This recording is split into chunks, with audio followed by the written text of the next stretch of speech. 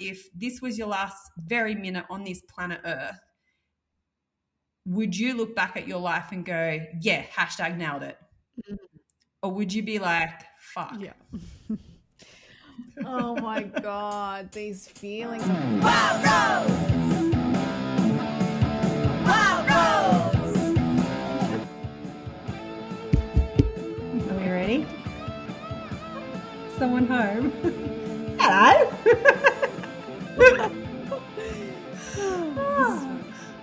Yes. This is going great. I'm rusty.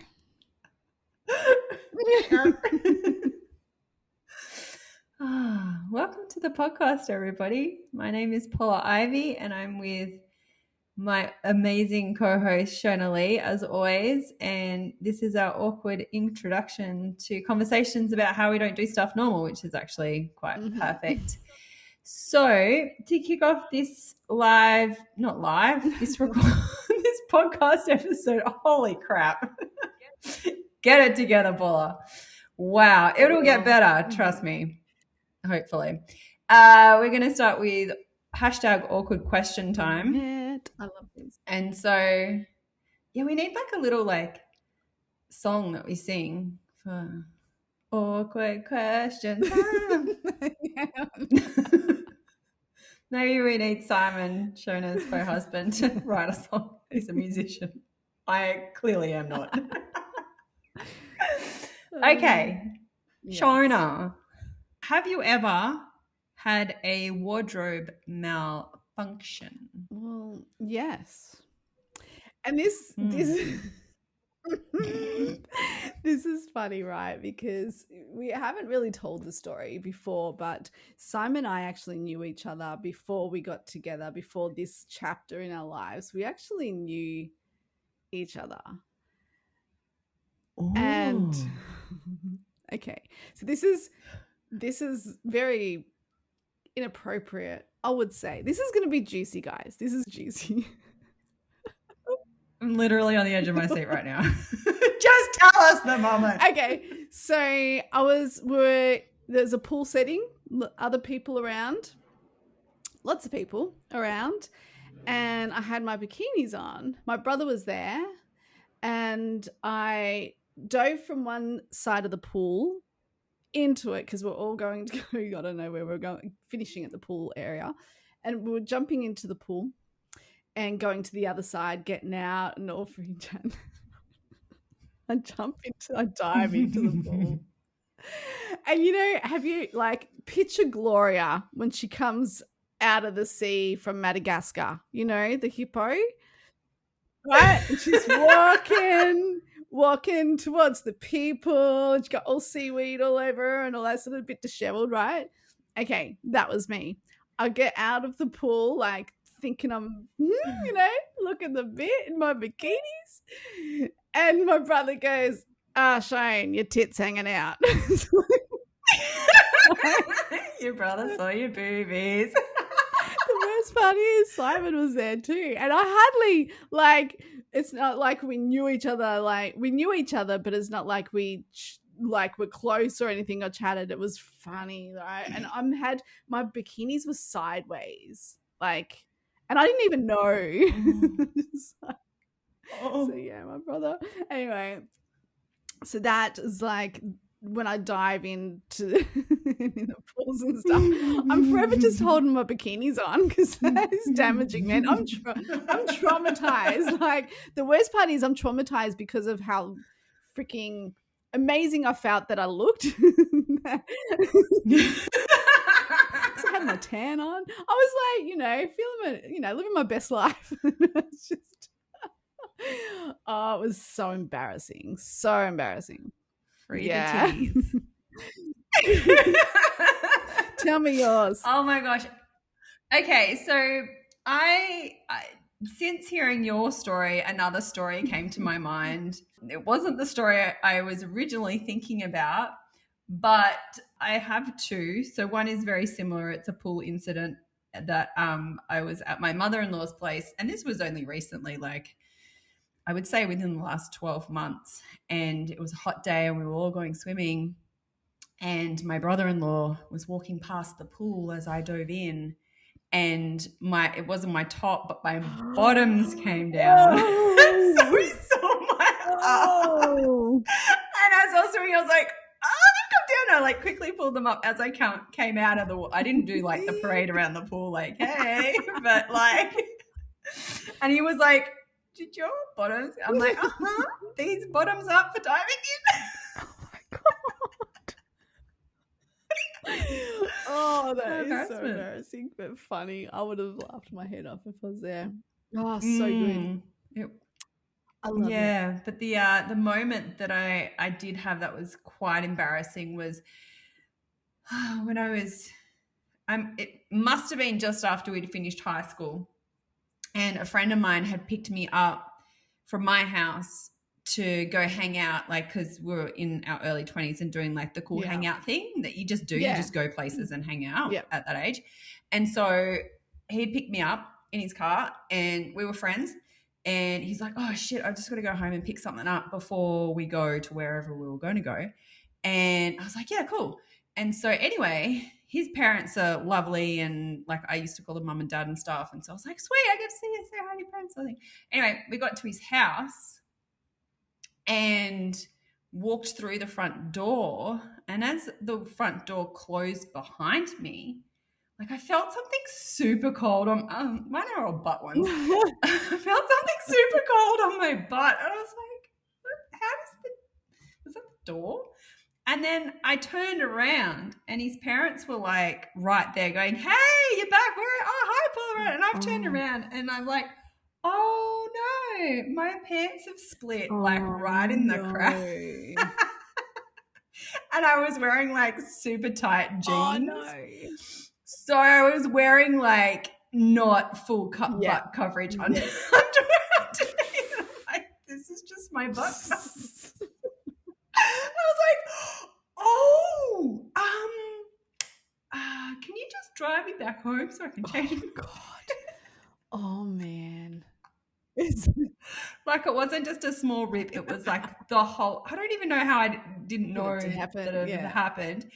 And I swear to God, ever since then, I have been paranoid about wearing super tight jeans again and them just Oh splitting. god, yeah. So whenever I get up from sitting down, I always check. Like that's a weird like tick that I Yeah. have now. I check that my pants aren't split open. Oh, that's so funny. Yeah. Good Good times, times. all right. Good times. Yeah. And it's so interesting that you said that you and Simon met before you actually became a Mhm. thing. While you were telling your story, I was like, I bet that might have been like why he was like, oh yeah, I'll go out with you. Wow. It didn't turn him away. Nice boobs. Oh god. Yeah, well. Brendan and I didn't meet before we did. We worked together, so we kind of like met in Yeah. that way. But before I started working at the same pub that he worked at, my brother worked there, and yeah, apparently this was like just before I moved out of home, and my brother and I were both living with my parents at the time because he'd moved out and then come back, and then when he moved out again, I moved out with Mhm. him. So I was early 20s and I was still living at home, and apparently my brother had like after work one night, my parents were out or away or something, and a few of his workmates had come over to our house after work for a hangout, and Brendan was one of the people, and he said that he like saw my bedroom. He was just like, oh, I don't know if he was looking for the bathroom or my brother had just gone, oh yeah, that's my sister's room sort of thing. And he's like, yeah. I was like, oh, he's got a sister. And he like poked his head and he was like, yeah. Oh my god, that's so cool. I was like, that's creepy. You've been in my bedroom Before you even knew him. That's funny. Isn't it Yeah. funny? I love hearing stories. I love it. I love hearing stories how the universe conspires to bring people together. Amazing. I freaking love it. Talking about not the topic of conversation that we're going to talk about today. There was no segue. There's nothing to do with it. It has nothing to do with, well, actually, you know, wardrobe malfunctions, you could put yourself in a risky True. situation with an outfit that you choose to wear. So that's a thing. But we're going to be talking about risks today and doing things that might feel a little bit risky to do, and how do you make choices between doing things, and that sort of vibe Like today. what's the decision process to make you go yes or it's too risky? I love it. It all kind of started, this conversation. Shane and I were talking about it just the other day, and there was this reel that I saw on social media, or a TikTok. I saw it on Instagram, but there was a reel of a lady and she was being interviewed. You know, one of those things where people just walk up to people on the street and stick a microphone in their mouth and ask them a question. And this lady had been asked, what I'm pretty sure she was asked, you know, what's your biggest regret in life or something along those lines. And she said that I wasn't confident enough and that I didn't take enough risks, and not having the confidence to do the things that she actually really wanted. And, you know, that results in living a life of just being a scared human. And you could tell by her face and her emotion that that was like really true for her. She's like, yeah, you know, I've lived a life feeling like a bit scared of everything. And I can totally relate to that, because there are so many things, especially as you grow, and from childhood we sort of, you know, develop fears around certain things. We have certain experiences that might deter us from doing other things in the future. This is what we're going to dive into today, because I think this is a really, really important thing for me personally.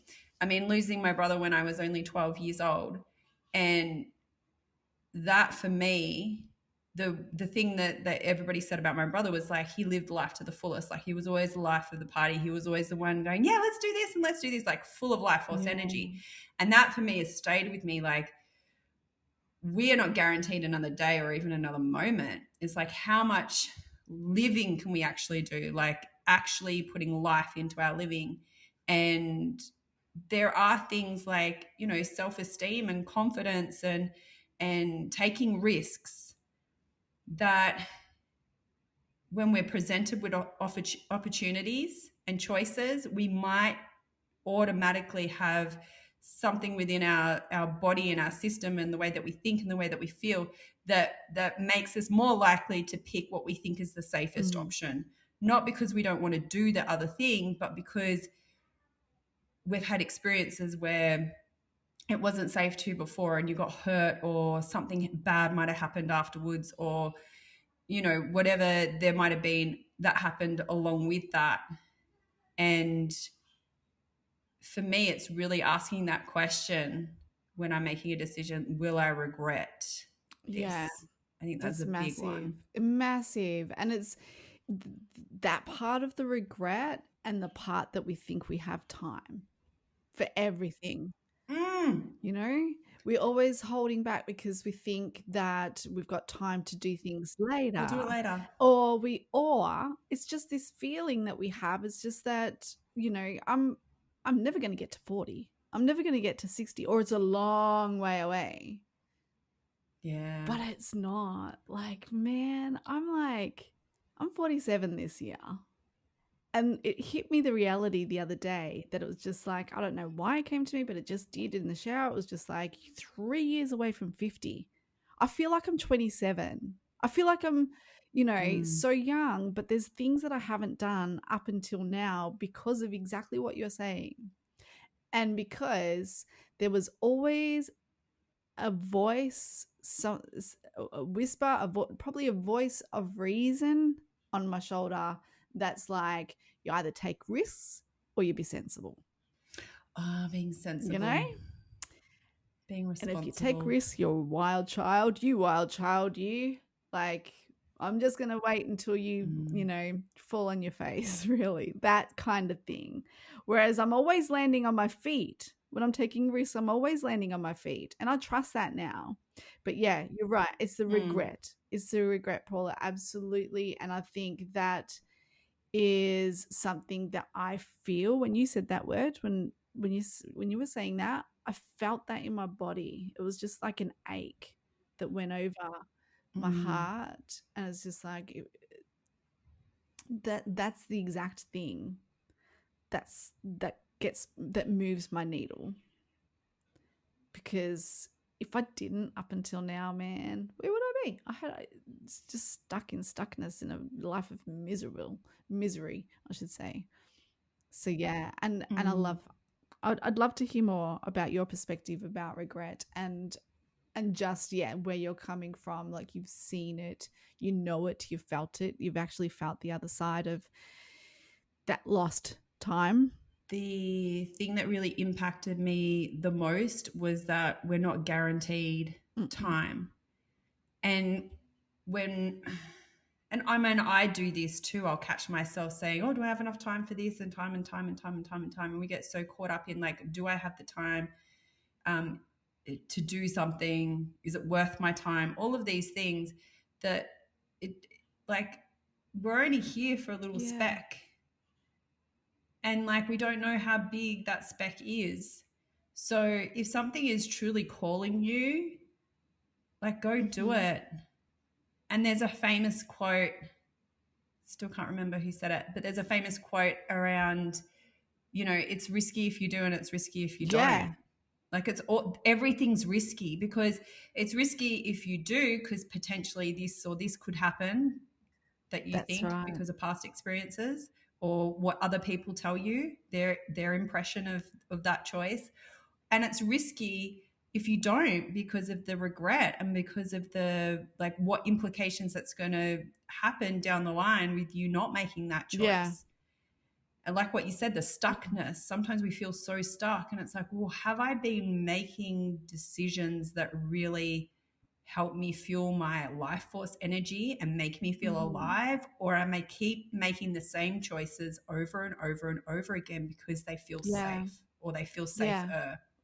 It's kind of like, how dare we even assume that we have more time on this planet Exactly. too? How ignorant. Like it's such, Mm. exactly. Yeah. Yep. We just assume that we have all of the time in the world. We just assume that we're going to make it until we're old. I read a stat, I don't know how true this is, read it on the internet. We all know the internet's true though. That only 50% of people make it to 70. Oh shit. I was like, what? What? Oh wow. Again, I don't know how much Yeah, true that no. is, but at the same time, I'm like, it doesn't matter if it's No, that's true or right. not. Like, the point of Yeah. it is, none of us are guaranteed any time No. frame on No. this planet. And when we're faced with difficult decisions, do we want a life that was comfortable and easy the entire time and I felt safe and it was kind of like middle of the road, didn't have too many highs or lows?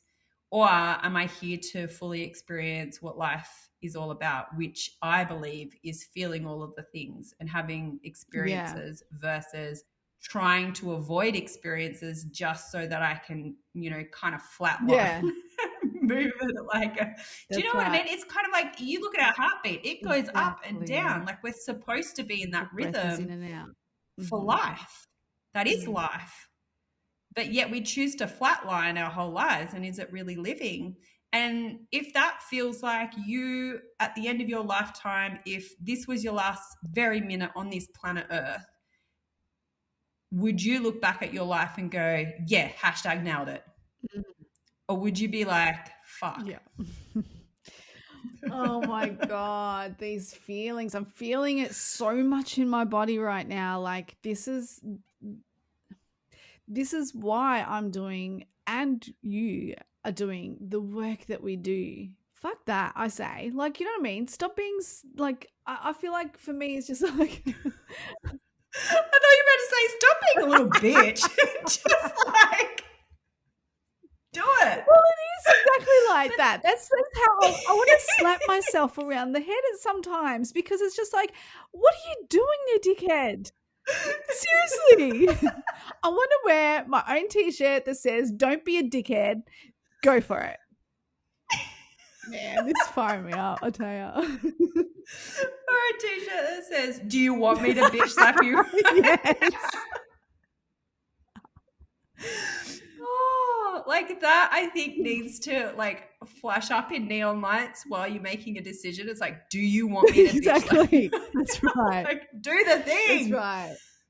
This Like is a thing. it yeah, you hear people say, "What have you got to lose?" And immediately we'll come up with like, "Oh, this could happen and this could happen and this could happen and this could Exactly. happen." But how many times is that the actual outcome? When you really look at what you potentially want to be doing and like what is the actual percentage chance that that's how it's going to end, usually we go to worst case scenario. But Yeah. like the regret for me feels so much Oh God, heavier. yeah. It is for me.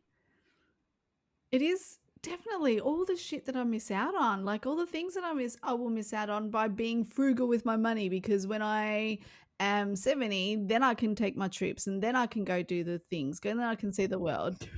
Then I can go on the Yeah, hikes. yeah. Then I can go swim with the whale sharks. It's this. Then I can go to Disneyland. This. Exactly. Oh, this is fun. Oh, this is the thing. And this is like, I know everybody means well when they give me advice to be frugal and to give me advice to be sensible. And I know that they're only scared for me. And I know that all that they want to help me have better things in my life. But I want the better things now, or the good things that make me feel good now, and experience life now, and not bank on that I'm going to have it all later, because we just don't know. My risk has my No. I'm more than happy to take risks now. You know, it paid off for Mm. me. It paid off for me to leave a really shitty situation in my previous chapter of my life, in my marriage and stuff. I took a massive risk.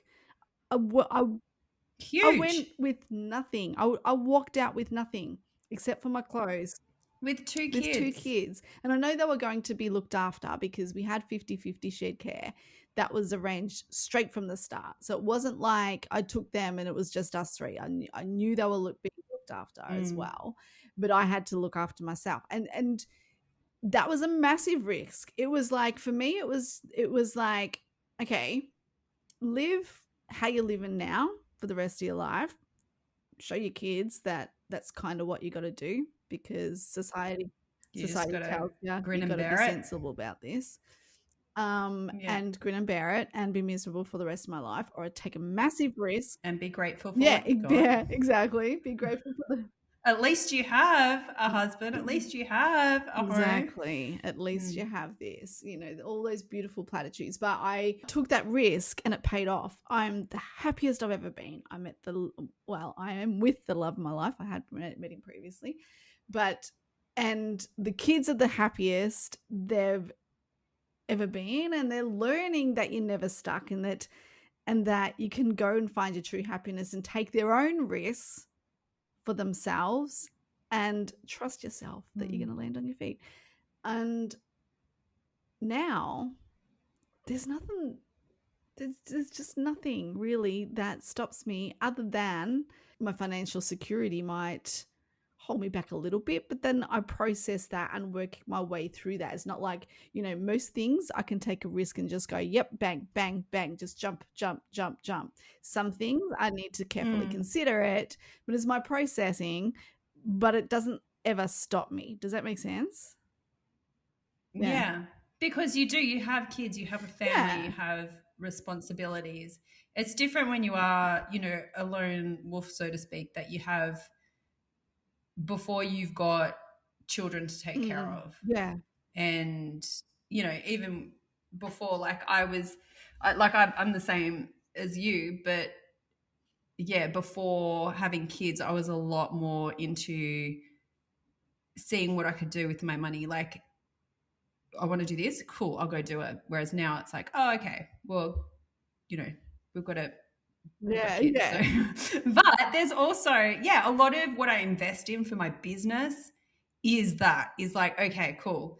Where do I want to go? What do I want to create? And how do I do that?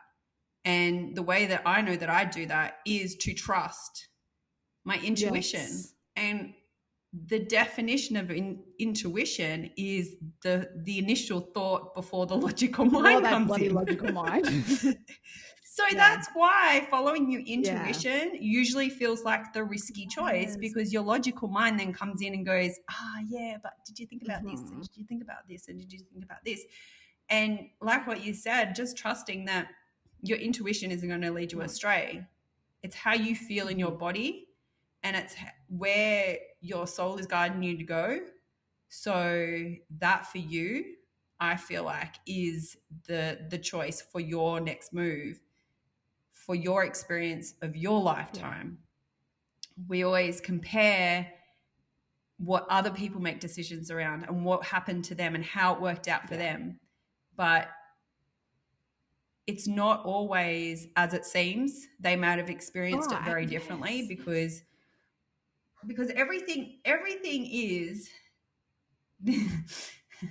it's so annoying when you like remind yourself of this, but what you see as truth is just your Mhm. perception. Wow. It's just ideas and thoughts, and how you feel about stuff makes up how you relate to the world Yeah. around you. And that is the same for everybody else. It's not the same for each other, but it's what we see as true is quite often not true for other people, because we all see things very differently. We've all experienced things very differently. We all have different associations with things due to our past experiences. So when somebody says that, oh, I wouldn't do that because this might Yeah. happen, chances are that's not even, sometimes like when you hear people say, oh, blah, blah, blah, you're kind of like, oh, I didn't even think about that. Yeah, okay. And then all of a sudden you're worried about something that you were never worried about before, because it hasn't been something that you've ever And may experienced. not experience either. Exactly. But then because they've put that in your mind, you might Mm. then decide to do something differently based on their experience and not on what you were going to Yeah. experience. Yeah. Yes. And I find the first biggest one that you do is usually the Mm. hardest. And then after you've done a few big ones, you're kind of like, okay, cool. Yeah, I can do this. I take Yeah. risky steps, and I do make the choice that seems not the most logical, and maybe not the most safest in traditional thinking. But it But makes sense to you, right? Your intuitive hit yeah. is making sense to you because it's your intuitive hit. But it doesn't mean that it So has to make sense to anybody else. no, and you don't have to convince No. anybody else that it's the right No. choice either. You're wasting so much time trying to convince the people around you that it's a good That's right, because you idea. want validation. Yeah, just go do the thing and show them Yeah, it was a great exactly. idea for That's you. it. This is it. And that's the leadership, isn't it? Quick, stick it around. That's the leadership. They're right there. You're not guaranteed safety either way. It's a Mm-mm. risk either Yeah. way. Because if you don't do it, something else might have happened that wouldn't have happened if you made that somewhat riskier looking Yeah. choice. Yeah. So this actually came to me. I'm going to read out a Cool. post that I wrote back in 2019. It's on my Facebooks. And then I reposted it and actually made a video out of it where there's some footage and it's me speaking this post over the footage. It's really, really cool. It's called There Is No Safety. I'm going to read it out because this, in 2019, when I read this was towards the beginning of our big lap around Australia. And it really, really hit me because that to me seemed like the riskiest decision that we had Yeah. made, like in our It lifetime was a thus big move. far. It was a big move. Get rid of everything that you own, buy a caravan and travel around Australia for a year that, is a country full of things that want to bite you and eat you and kill you. With two little kids. living out Yeah, with two young Yeah. kids, like out in the wild. And safety was a huge one for me. I was like, I know that this decision is risky, but it felt so right in my body. And the more that I had to try and convince other people that it was a great idea, because I had, it was so interesting when I would tell people that was what we were planning on doing. Some people would be like, oh my gosh, I want to do that too. It sounds so amazing. You must have to keep me in the loop with like all the things that you decide on and how you do it and Mm-hmm. everything. And then there'll be other people that be like, yeah, I wouldn't do that. I heard this story about this guy, or I saw this news thing, or a friend of mine did that, and blah, blah, blah. And it's kind of like when you're pregnant and people love to tell you Yeah. pregnancy, like birth Yeah. stories. Yeah. Thanks for that. Really check with the pregnant person if they want to hear Oh birth my stories God. Yes. before you tell Yes. them, I FYI. Public service just announcement. take it that we don't, or they don't. I'm not No, pregnant, so I shouldn't say no. we. That they don't. That ain't happening. But that's the thing. Like, you then have these mental images of all these things that could go Yeah. wrong, and you start to focus on like, well, what if that does go wrong, like what if that does happen to me, what Mm, if, and you get yourself sort of in a spiral, and you're kind of not progressing anywhere. focusing. Yeah, just reminding yourself that other people's you know opinions about things are not facts, even if they might present them as Mm-hmm. facts. It's not actually No. hashtag facts. So I'm going to read this because it was really powerful when I wrote it, and the video is actually really, really cool. I'll put a link in the show notes to the video so you Yeah. can go and watch this Perfect. after you've listened to this podcast episode. There is no safety. You are no more safe living a home you bought than one you rented if it's cemented into the ground or runs around on wheels. Your children are not safer learning all they need to learn in a school than by your side in Mother Nature every day. You are no more safer in a job with someone else, having them decide your income and the conditions in which you receive it, than if you were running a business yourself with all the possible fuck ups and wins. You are not any safer doing what everyone else is doing. You are actually not safe ever. Our time on this planet never was or continues to be guaranteed. This time we have here on earth is a gift to us. This body, this mind, this soul, and all the crazy ideas, inspired thoughts, and wild dreams you have are actually poking you in the brain for a reason. To try, to leap, to expand, to experience, to live a whole life. We don't know how our lifetime will play out. There are no rules. There are no safety nets, no matter which way you swing. Flex your courage muscles more. Do more of the beautiful wild things that poke you in your brain, because there is no guarantee of safety, but there sure is regret. Hell yeah. Got me Yeah. out. We're in Byron Bay, and we're from Sydney, so that was like towards the beginning of our trip. It was like within the first Yeah. month of Yeah. us traveling around Australia. And it was just a beautiful way for me to remind myself there is no safety. Like, even though we've made this choice, and I still feel a little bit, anxious about this Mm, choice, and a bit like, oh my God, have I done the wrong thing? Have I put us in danger here? The kid's going to run off the edge of a yeah. cliff and we can't save them. Is somebody going to get bitten by a snake or eaten by a Yeah. crocodile? Like, there was like real Yeah. fears and risks involved that you don't have to think about when you're living in a Mm-hmm. house. But at the same time, you're not guaranteed that you're going to be No, safe in a that's right. house any more than you are traveling That's around. exactly right. So why not do the things that keep, like I said, poking you in the brain, those inspired thoughts that keep popping in? You gotta trust yourself. Like honestly, you gotta know that it is a risk, and it is, some things are dangerous, some things are just like way out of your comfort zone, but it's trusting that you have the ability to deal with it, whatever comes. Mm, Whatever comes along, it's like, yeah, it's risky, yeah, it's an unknown, but it's not like you're going on a roller coaster where you're not the driver and it's an unknown and you're just going to sit there and just wait to, you know, every step of the way you have the ability and the control to navigate your way through whatever's happening, which is out of your control. mm, And when you feel like, oh yeah, I have the power to do that, then the decision to make that risk is less of a scary thing, I think. It's all what happens on the inside that can take us where we want to go. Yeah, because it's the the deep-seated beliefs and fears that we have that quite often stop us from making the decisions and the choices and doing the things, the inspired actions that come through to us, and then allowing our logical brain to take over and talk us out of things, because that keeps, homeostasis. That keeps us in our comfort zone. That doesn't step us outside of what we already know and put us into the unknown. And it's really a practice of doing more of that to be able to get into a place where your nervous system isn't going to freak the fuck out and you literally think that you're going to die when you make that decision. Like, that's, do you know what? It's so interesting that the part of your brain, I'm going to get scientifical with you guys all now. The part of the brain that lights up science with Paula. When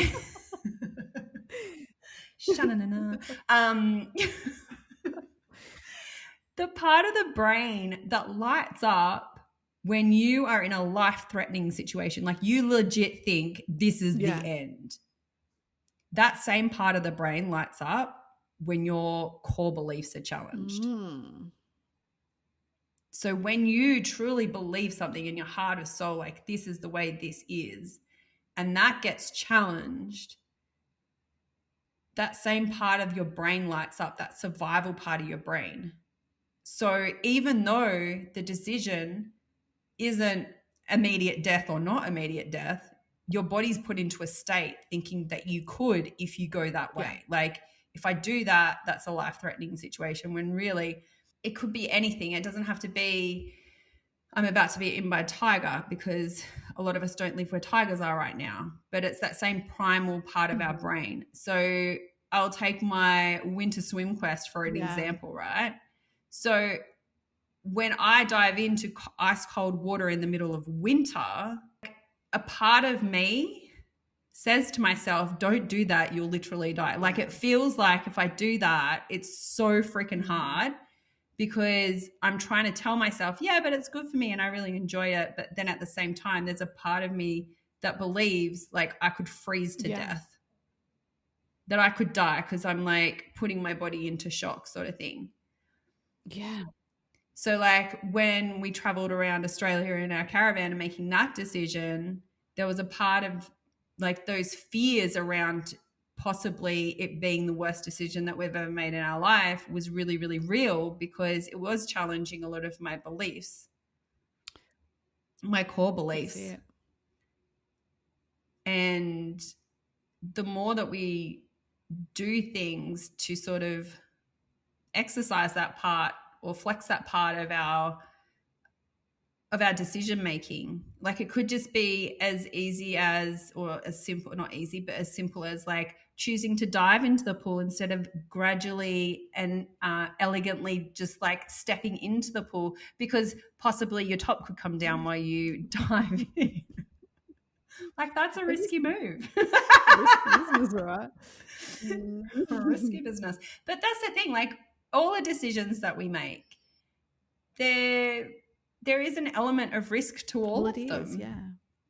So it's interesting. While you were saying that, I was thinking, like, is it bringing your or coaxing your mind back from wandering to those thoughts? Is that part of the control or the navigation, your inner compass? Can you bring your mind back from its wandering to keep you in that hit of, yeah, I want to do it? Or do you process and go through all the things that are coming at you, the logical parts? Is that essential? Do you push them away or do you process them? That's a really good question. Because I don't know at this point in time. I think sometimes I can just surrender and just go, whatever will be, feeling okay with not knowing the outcome straight away off the bat. Or Sometimes I do. Sometimes it's just like, okay, let's go through all the things that logical mind is telling me. And I feel that's part of that control or part of that navigation process. It feels like it can be exhausting at times because it's actually a, a, a flight or fight mechanism that comes in. And so it is exhausting to Mm. go through all that stuff, or whether you just take the chances and leap. How do we navigate that? How do we go, okay, because it's not easy, is it? It's like it's not easy to just swap to change your thinking, just like, oh, I'm gonna be like Shona and Paula today. I'm just gonna do that what they do. It's not Yeah. it just doesn't work like that. No. Well, just being aware of your intuition and what it's pointing you Mm, towards, and actually knowing and understanding that that is a choice, even if circumstances and your immediate reality, you think that you don't have a choice. Well, I can't do it because I don't have the money. I can't do it yeah. because I don't have time. I can't do it because I've got kids. I can't do it because we live here and blah, blah, blah, blah, blah. I can't do it because we don't have Yeah. a caravan. I can't do it because, whatever the thing is. But just taking yourself outside of the box of your current situation and being like, there's more choices than that what I think is a yes or a no Yeah. choice right now, or I don't even have a choice, I've got to do this because of all of these Mm-hmm. circumstances. But like taking a wider view, there are more choices. We just need to open up our limited thinking into that space where anything's Yeah. possible. So if your nervous system is on overdrive and you're like, yeah, but this could happen and this could, and you're too much in your logical brain and it's making you really panicky and anxiety Mm-hmm. and like what you said, like it's Yeah. exhausting. Do a pros and cons list. Like Absolutely. write out literally what Yeah. you think the worst case scenario of this would be. Yeah. This could happen. Like allow it to have a voice and for it to come through you instead of just like trying to like hang on, I'm trying to make a decision, blah, blah, blah. Like allow it out and look at it and be like, that could very well happen. But then again, ask yourself, would I regret not doing this? Mm. Love that. What are the chances of that actually happening? Probably pretty That's freaking it. That's slim. it. I like what you said. And would I still regret this if I didn't do this? Or was this a beautiful idea for me to marinate on for a while and not quite do it Yeah. just yet? And just have it as something that's floating around and a possibility for me right now. But it doesn't feel good for me to follow it right now. I like it. I You like know? that. I love how you said allowing it to have a voice, allowing these things that are coming in to have a voice, because my personality or my makings, how I tick, how I work, is I need to understand things.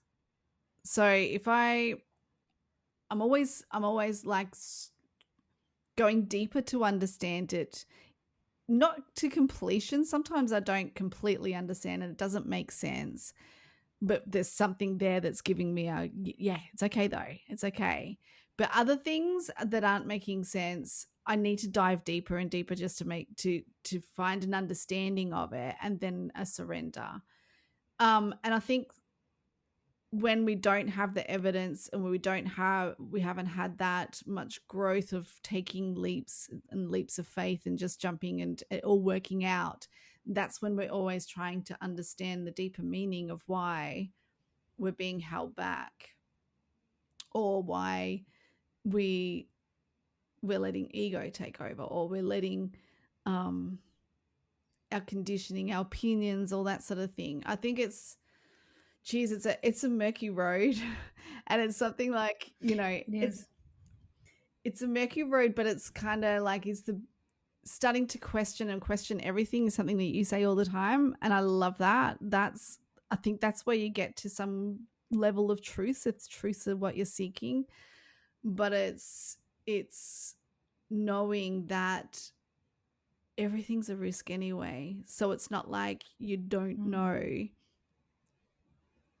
that you're not autonomous, or you don't know that the the right way, and so you're going to stuff it up, because each way, every single one, has a risk attached to it.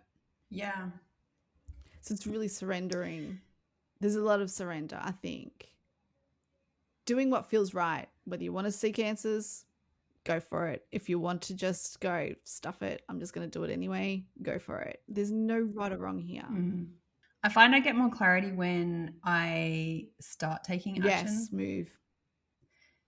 And I find personally for myself, if I try to understand something fully, I get too in my head about it and it starts to get a bit swirly.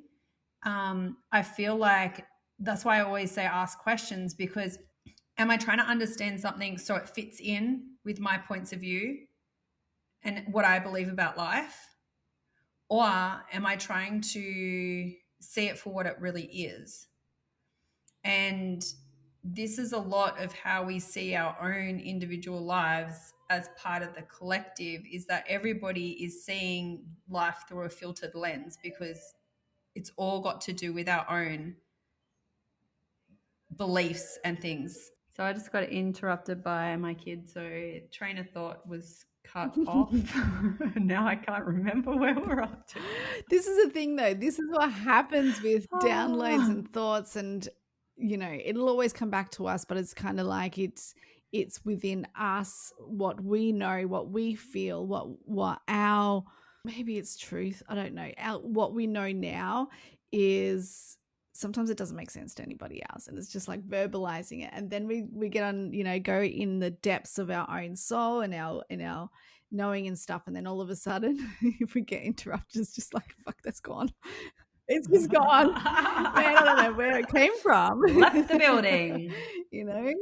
Yeah. And it's articulation as well. It's just like you know what you're trying. I'm trying to articulate what my brain's going at 1,000 miles an hour with what it's thinking, but whatevs. This podcast is pretty cool. We just like riff it on anyway. We always come back to something.